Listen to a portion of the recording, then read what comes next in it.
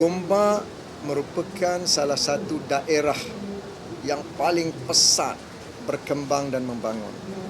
Kita lihat taman-taman perumahan. Kita lihat jumlah pengundi juga sudah meningkat lebih 200,000. Gombak merupakan antara kawasan parlimen yang terbesar di Malaysia kerana pemesatan pertumbuhan ekonomi dan populasi ini menyebabkan Gombak menjadi satu kawasan yang cukup strategik. Namun saya yakin masih ada ruang untuk kita bangunkan Gombak, bangunkan negeri Selangor dan negara seterusnya.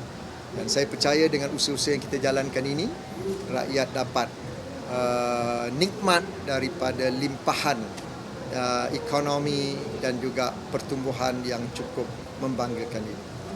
Maknanya lepas saya tinggalkan tu nampak merosot prestasi.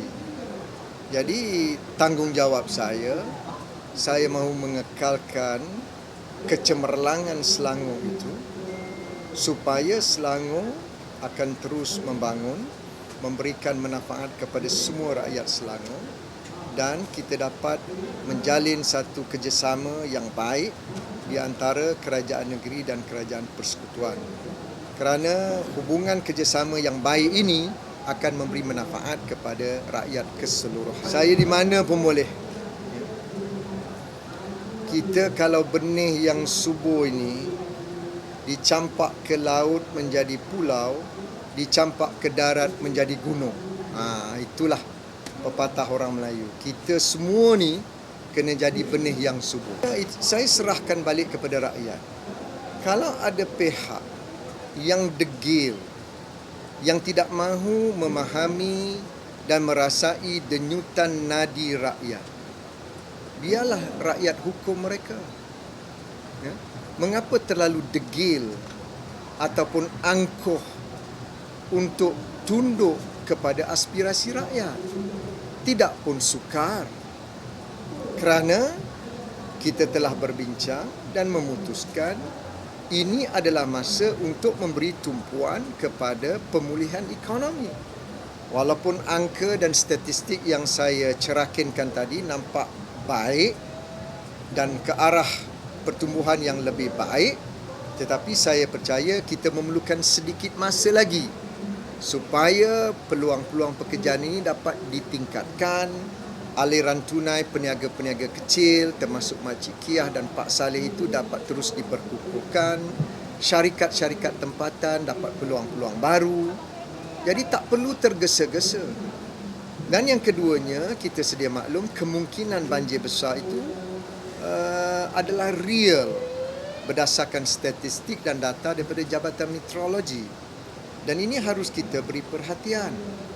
Bagaimana pusat pemindahan banjir nak disamakan dengan pusat pembuangan undi. Setengah kampung saya sebut tadi, hanya ada satu dewan, satu sekolah kecil. Di situlah tempat pusat membuang undi, di situlah pusat tempat pemindahan banjir kalau berlaku banjir. Apa berlaku dari segi proses pengundian?